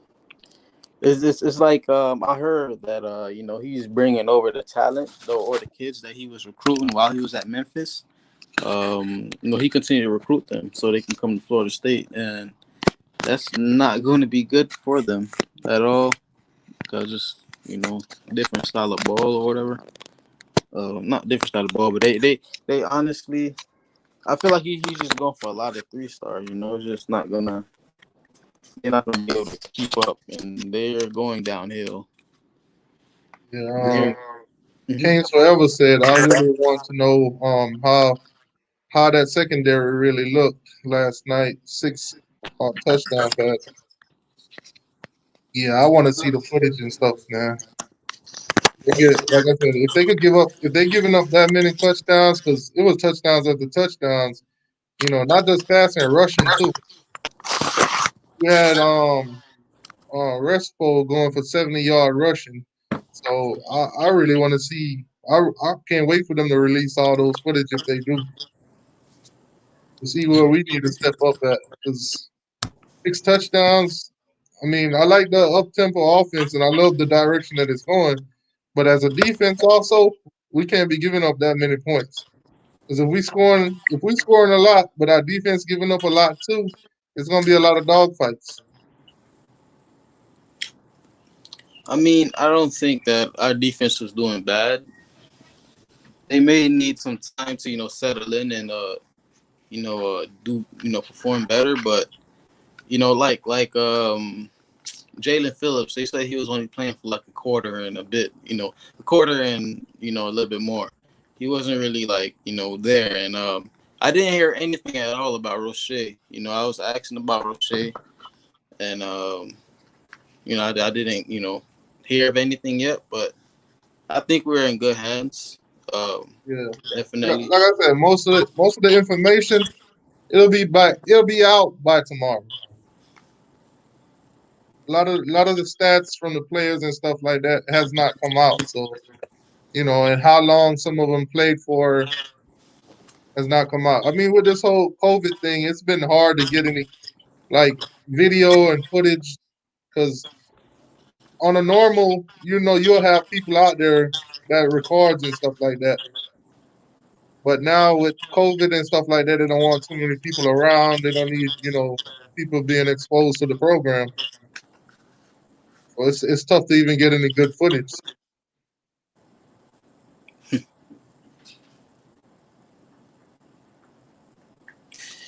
I mean, Hey, Slim Shady said Memphis is good. Yeah, they. I mean, I heard they was good with Norvell, but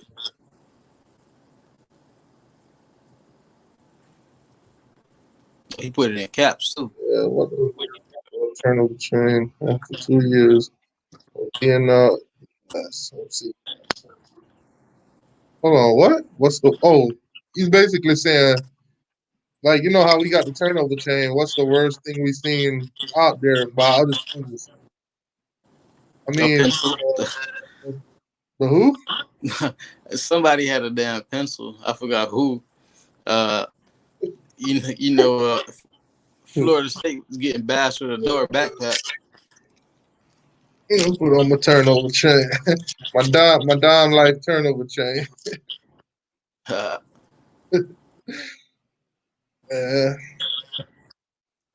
know Florida State had the backpack. I don't know who you said had a pencil, but I'll probably go with the backpack because that's the one I've seen. What's going on, CJ? Hey, CJ, man, you can come on if you want. I'm gonna put the link in the chat.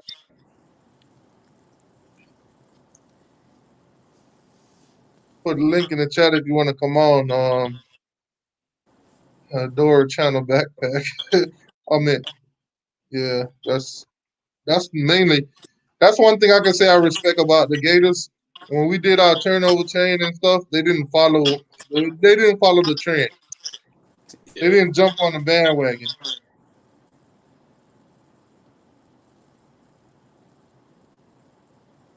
Said Hurricane Pizza Y is Hurricane Zoe working? Well, I don't know. How am I supposed to know if he working?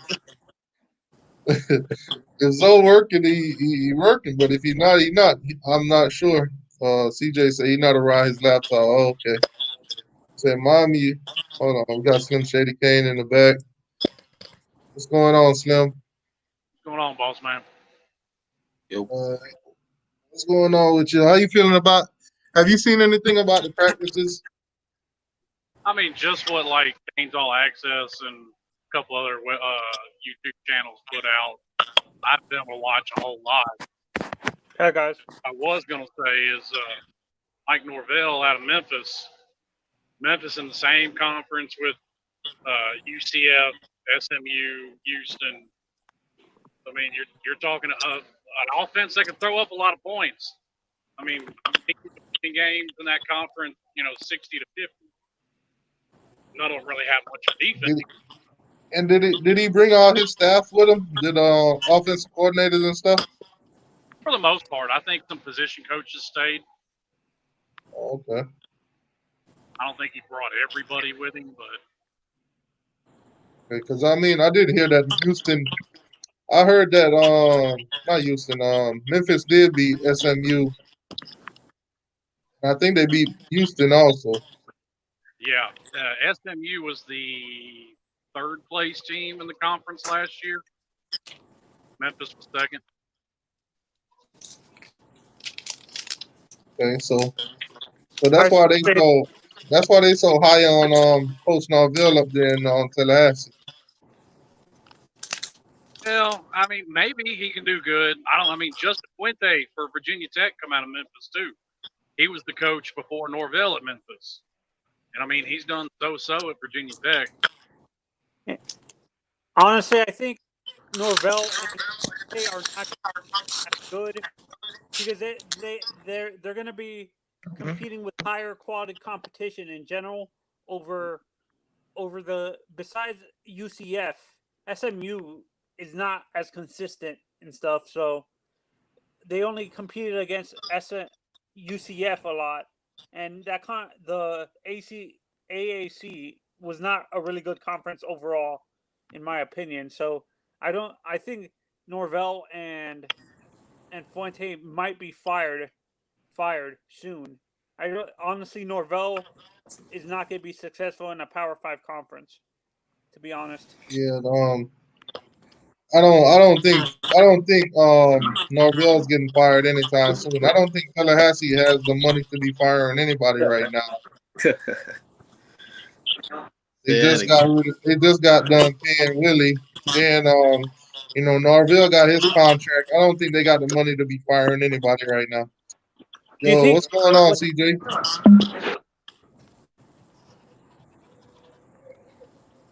You can hear me, you guys CJ? think Hold on. Let me get my mic right. Oh, you guys honestly think do you think Tallahassee should do what Miami did with Ed Reed, hire Deion Sanders? they're not going to hire Deion Sanders, and I don't think they have the patience to deal with Deion Sanders right now. Deion Because Sanders wanted to be the head. He wanted to be the head coach.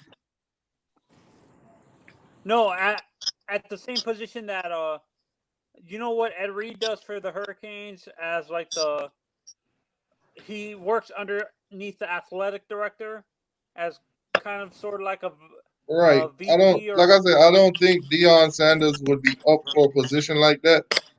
I don't think he would want to do anything like that. He would want to be the main guy. like Okay, the hang athletic director or something. on 1 second. No, the head Ed coach. Reed, That's what he would want to be. He would want to be the head coach. Ed Reed is not in between Manny and the athletic director. Ed Reed is up underneath Manny. Yeah, Oh, exactly. Ed I Reed position is pretty weird. He But basically Ed takes Reed care told you. Ed Reed told you in that press conference he was not going to be at Miami half the time. I always thought he was on campus all the time. No, No.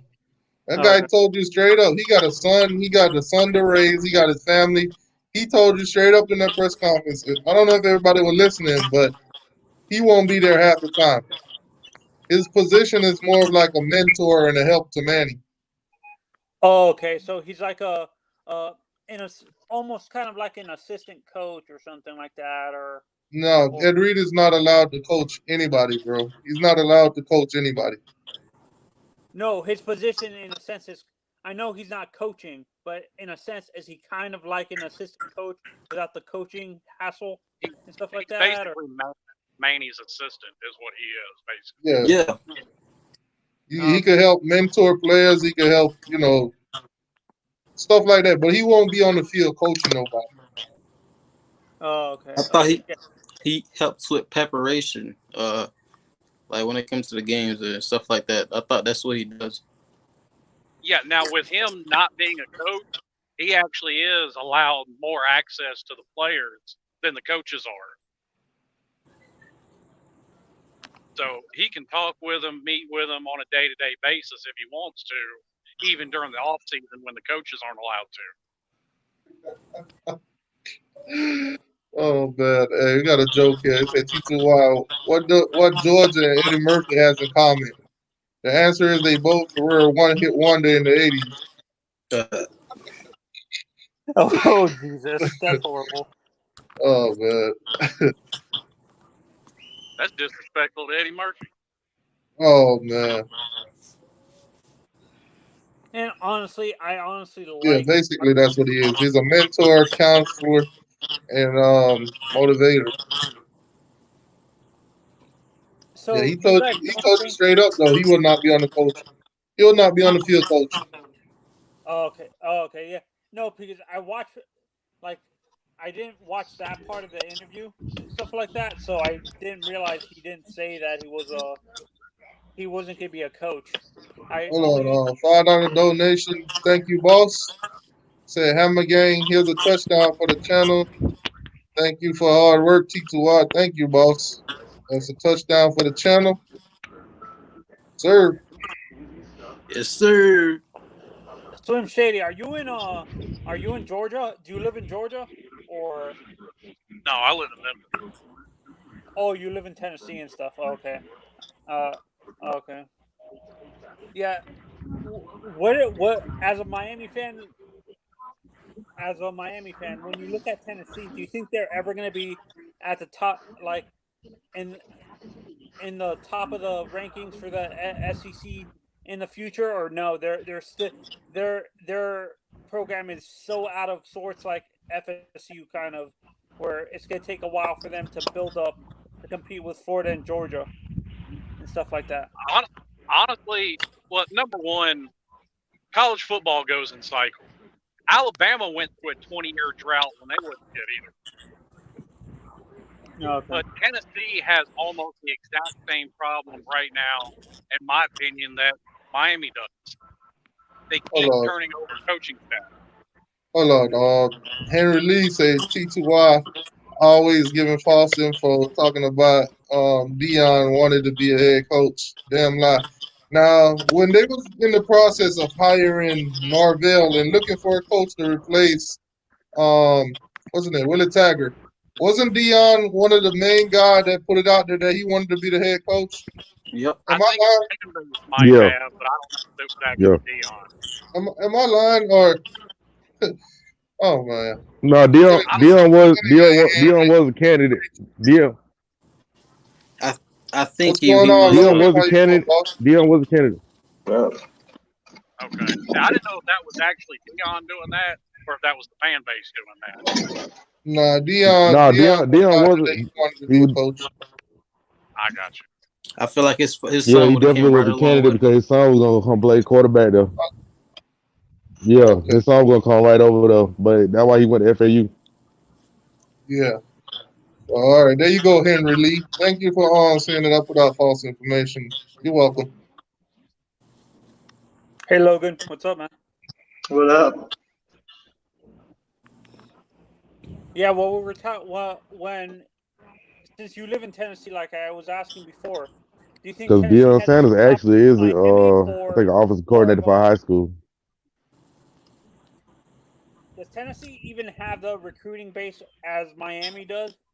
Like when it comes to recruit high-end recruits and stuff to recruit out of At Tennessee, this or do they have moment, to go out at of this state? moment right now, Tennessee is doing great in recruiting. Tennessee is doing amazing in recruiting. It's kind of like out of nowhere. They popped up out of nowhere in recruiting. They're doing great. Well, here's the problem with looking at them right now. Tennessee looks great Yeah, right now. definitely. They're top Right. 5, but they're also maxed out on players that they can get. Exactly. Look at teams just outside the top 10, like Clemson, Alabama, Georgia. They've only got 11 or 12 recruits, and they're just outside of the top 10. So they're going Right. to add another, 13 to 14 Yeah. recruits. Yeah, those Yeah, are going to end up even top then 10. you got to look at what's the name? Look at the North Carolina. When the whole Yeah. recruiting process started, North Carolina was like what, number 2 in the country? I think they're still top 10, aren't they? Yeah. No, they're not. No, they're not even in the top 10 anymore. So that's what I'm saying. With the recruiting stuff, you gotta kind of wait a little bit. Even Florida. Last week, Florida was sitting at number 6 when they got Jason Marshall and Corey Collier. Now they're sitting at number 7. Somebody's echoing like hell. Yeah, somebody got to turn on their background. Well, Like and if you're on the screen right now, you Okay, don't need man. to play the volume on your phone or anything like that, or TV. It's just gonna echo. I'm on a headset, not me. It's not me. I'm talking through the thing I'm watching you through Yo, my yo, iPad. yo. It looks like it's gone now. Yeah, But not what I was saying, like especially in the case of Florida, you have to look even after recruiting. Look at Florida's 2018 recruiting class. Well, By the time they started spring practice, almost half of them were gone. Yep. yeah. See, North Carolina is sitting outside at number 12. Okay. They started out pretty good, but they 5-star the 5-star that they had decommitted from them too. Oh, see, I didn't I know think that. I think his name was Grims. Grims. I forgot his first name, but I know it was Grims. Was His it last Trent Simpson? was it who? The linebacker Trent Simpson? No. His last name is Grims. And I'll be perfectly honest, the way these players commit, decommit, change their mind, I tend to not even follow recruiting till the end of November. Exactly. Same here. Right, because Especially when you're a Miami fan. it changed every week too. It does.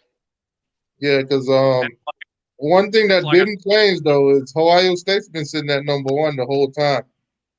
but they do got 4 or 5-star recruits on their list, and then you got Alabama sitting with 4 also. But Clemson is surprising. Like, but if you look at Clemson commits, they only got 15 so far, so they got more, like 10 more to go. So they might be solid in that top 3, or you know, could probably flip one of those guys depending on who commits to them. Yeah, and what I meant by Slim Shady, what I meant by Tennessee is like they don't have high-end recruits in their state, so they have to be forced to go into Texas, Louisiana, or Florida, or maybe California to get recruits because they don't have high-end recruits in the state at all. Like they have to, and Georgia and Alabama steal those. If they even have high-end recruits, they usually get stolen by Alabama and stuff like that. Alabama or Georgia and stuff like that. So they can't really keep their like 5-star or 4-star recruits in state. They have to go out of state to get recruits, usually 4-star recruits, because they can't fight with Alabama or Georgia to keep them in state. That's what I mean when it comes to recruiting. They can't. Well, they have some here in state, and I mean, don't forget, Tennessee's got 6 national titles. So I mean, programs like that, you don't see them just go away. I mean, you've never seen a Michigan go away when they've been on a drought. USC is still in everybody's mind, and they've been bad for a few years. Notre Dame too, probably. Yeah. Okay. Hold on, guys. One of the guys was asking where Ohio State 5 stars are from. The first one on the list is a defensive end. He's from Ohio. The second one is from Virginia. He's a running back. They got a offensive line. He's from Texas. Then you got a guy from Philadelphia. He's a pro style quarterback.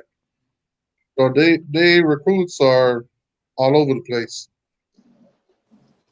Yeah, that's what I mean with states like Pennsylvania, like for schools like Pennsylvania and Tennessee, when they do have 5-star recruits, they have specifically trouble keeping those recruits in state because they're competing with Ohio State or Michigan, and Tennessee is dealing with Florida, Georgia, and LSU and Alabama and Auburn, trying to keep those recruits, those 5-star recruits in state to play at Tennessee. That's what I'm saying.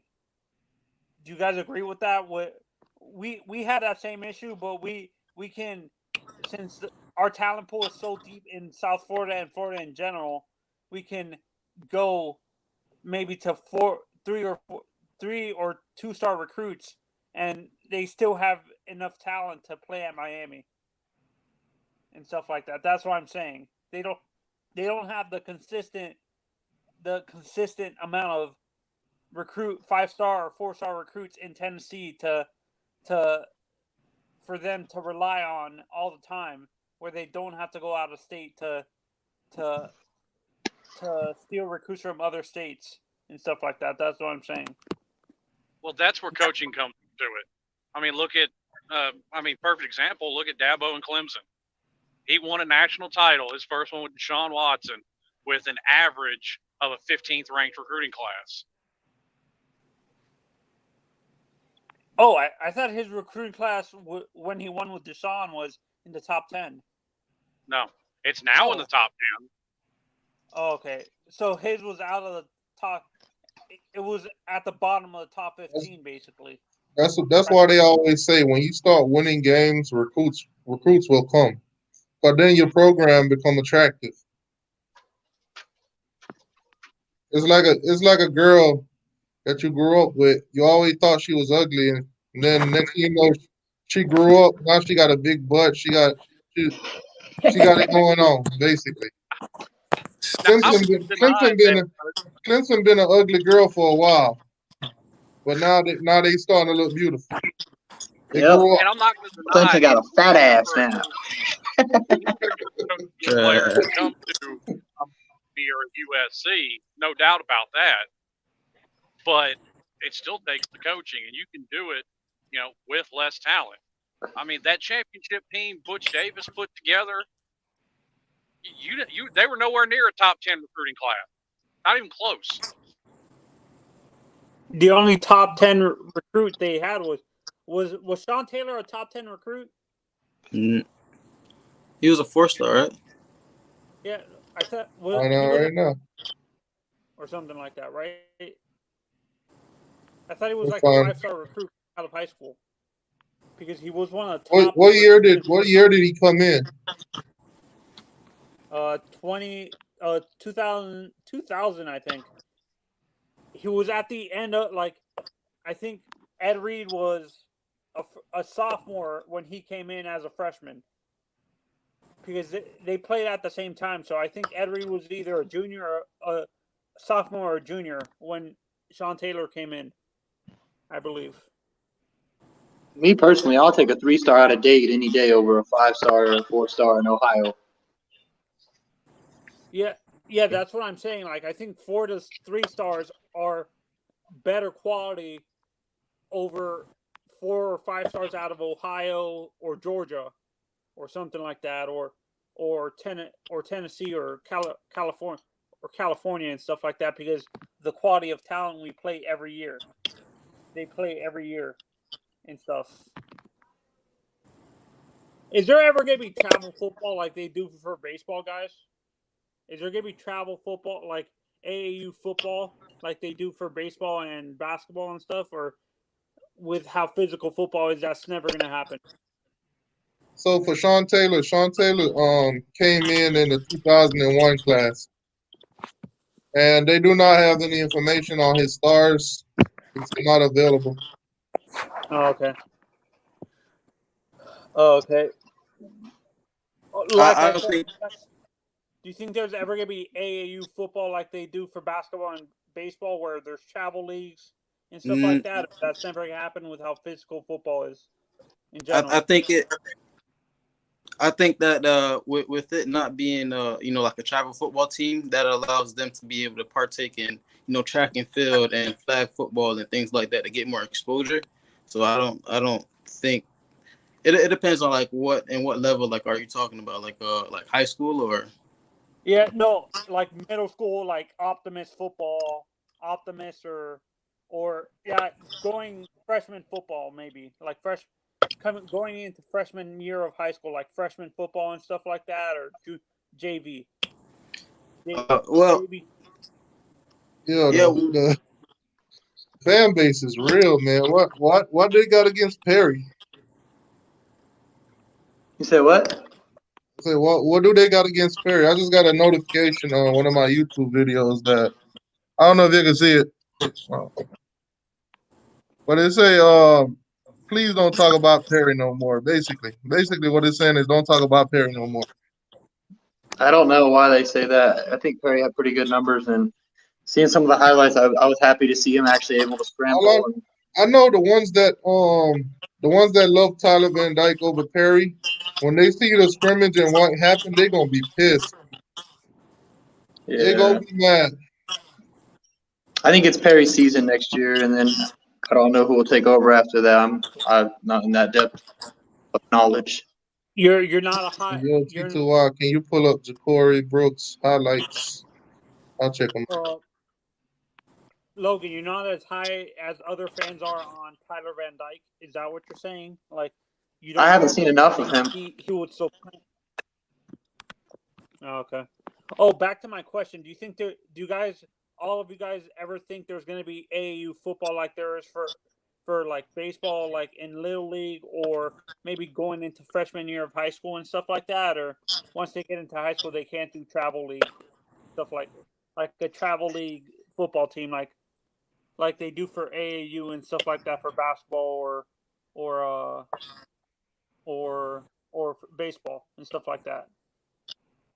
Me personally, I think that'll be too big of a commitment to, like perhaps, you're in high school and you want to be able to, do high school football within the season. And, after that ends, you commit to a travel league football team or something like that. Like, I don't think that, that would be the best, move. but it gives you, you have options. You could play little league football. I'm speaking as a Floridian. We don't have like middle school football. We have flag football in middle school, but we don't have like middle school football.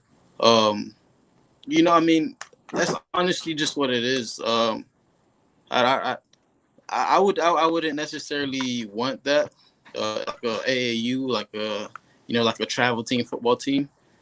But anything could happen. Like me before high school, I played Pop Warner for years.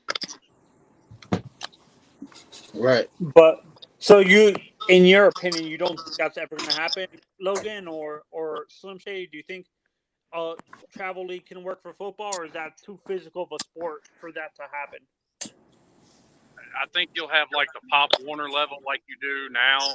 I know in Tennessee they start football at the middle school level, but I mean outside of what you have now, I see something like an XFL going on, but that's about it. Yeah.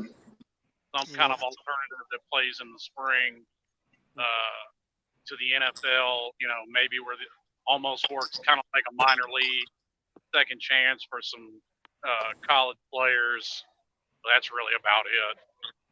But you don't see a travel league in high school where they can actually get more exposure for the lower end recruits in each state and stuff like that don't get that don't get paid attention to, like the 5 or 4-star recruits, the higher end recruits and stuff like that, where they can get more and more exposure for those recruits. Well, you basically already have that. That's what all these camps are. Yeah. Flag football. Yeah, and then Nike's the opening or the invitational or whatever it's called. I mean, all these big camps that these kids go to, and then stuff like what Mark Rick started, the Paradise Camp. And you have a lot of other colleges and head coaches that do stuff like that. I mean, that's exactly what they're for, is for local recruits in that area to come to show off what they can do. Oh, so with these satellite camps and stuff like that, you think it defeats the purpose of having an AAU football team, is what you're saying, Slim Shady? Pretty much. How about you, Yes. Logan? What's your opinion on this?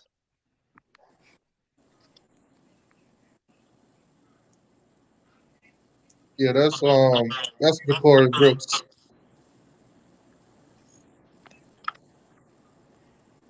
What's your opinion on this, Logan? This subject we're talking about right now. I was thinking the same thing Slim said. I mean, with Pop Warner, all the camps, Under Armour, Nike, all that shit that goes on, I don't really think it would be worth it. Oh, like it will be beneficial. You don't think it's going to be beneficial? That would be overexposure in your opinion for some recruits. Well, not even necessarily overexposure, but it's the point that they start practicing for football in June, a lot more than you do for basketball or baseball. Oh, okay. And then you think that it's a much more physical game compared to the other two, and you have more practice with it. I just don't think that's something that would be feasible. It would be too expensive too for other other state. Do you think it would be too expensive in general for football to do AAU in general, because replacing pads and equipment in general is super expensive, right? Constantly having to replace helmets and stuff like that. Well, it's not even that. My thing is, when are you going to do it? Because high school football has a practice schedule, pretty much just like college. They start in the spring, they have a summer camp, then they have fall. When are you going to do an AAU league? Plus, I mean, like I said, everything runs off a timeline. Most skill talent, most skill players, they'll participate in flag football or track and field. It's very big it's very big down in South Florida, well, Florida period, running track and field while playing football, and that's what coaches will actually push them towards doing, so they could be able to stay active and get faster and things like that. So I just disagree with it because it won't be able to fit within the the time frame, and they don't necessarily have to continue hitting, and they could take a break away from football. Oh, so That's not is that what even Optimus players. football is basically? Like, basically almost like a travel league for like flag football and little league tackle football and stuff. That's what Optimus is basically. You're traveling around the state and stuff like that, or With little league football, I mean, I think since so you're like what 4 or wait, like I think around like 5, or I think that's when you can start little league football. But I mean, you have all that time till you're like a 8th grader in high school to play little league football. Um, so you don't necessarily need that in order to go to high school and then participate in camps. Camps do cost, especially if you're not like a highly touted or a well-known player. It's going to cost for you to participate, but it's not it's not really needed. Yo, guys, I'm about to cut it. I'm about to go pick up the kids. okay, bye guys. Thank Y'all y'all, take care. thank y'all for coming through, man. Anytime, y'all more than welcome to come by. Well, there you. Yeah, I'm gonna end it right here. Thank you, everybody. Make sure y'all hit that like button on the way out. I got to go pick up the kids. Miami looking pretty good. Scrimmage was great. What up, Orange and Green Blood? Yeah, Miami looking good, man. Scrimmage, all the information coming out. I will do like a whole video, giving all the stats and everything, and I'll put it out. And I'll be live Thursday, most likely with CJ Kane. If not with CJ Kane, then I'll probably have an opening for somebody else to come on and talk football with me. I'm not sure, but maybe if Hurricane Logan, if you're still in the video, if CJ not coming on Thursday, you can come on with me. To talk about Miami Hurricanes football. But anyway, thank you guys for coming through, man. Make sure y'all hit that like button on the way. I gotta go pick up these kids. Thank y'all. Appreciate y'all. Love y'all. We out, baby.